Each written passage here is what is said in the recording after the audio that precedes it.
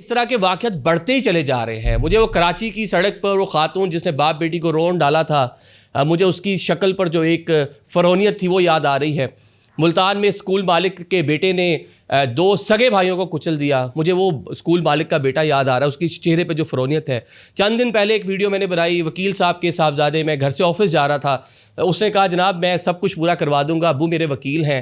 उसके फेस पे जो एक मुझे एक कह लें कि एक चीज़ नज़र आई कि बस हम कर लेंगे मैनेज, नो प्रॉब्लम, इंसानी जान की वक़्त क्या है, पैसे देंगे मामला ख़त्म हो जाएगा। अब इधर क्या होगा, जज साहब के 16 साल के जो साहबजादे हैं उनके साथ। नाज़रीन, वफाकी दारुल इस्लामाबाद का सेक्रेटेरिएट चौक है शारा दस्तूर पर। ये वही मुकाम है जहाँ पर एक वफाकी वज़ीर मज़हबी अमूर साहब का भी एक्सीडेंट हुआ था और वो अपनी जान से चले गए थे।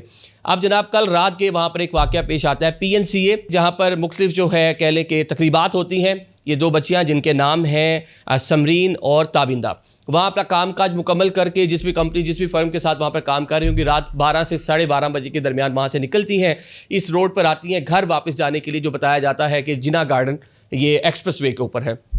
एक जनाब तेज़ रफ्तार V8 गाड़ी, ड्यू हैकल गाड़ी, मतलब 4800 सीसी तकरीबन ये गाड़ी होती है, वो आती है और उनको हिट करती है। ऐसा हिट करती है, तस्वीर मैं चला नहीं सकता। ये हमारी बेटियां हैं जो वफाकी दारुल इस्लामाबाद की शारे दस्तूर के ऊपर जिनका ब्लड पड़ा हुआ है, और जो ब्लड और इस पूरे वाक़े में मुलविस हैं वो आला अदलिया के जज साहब हैं। जज साहब का नाम है मोहम्मद आसिफ साहब।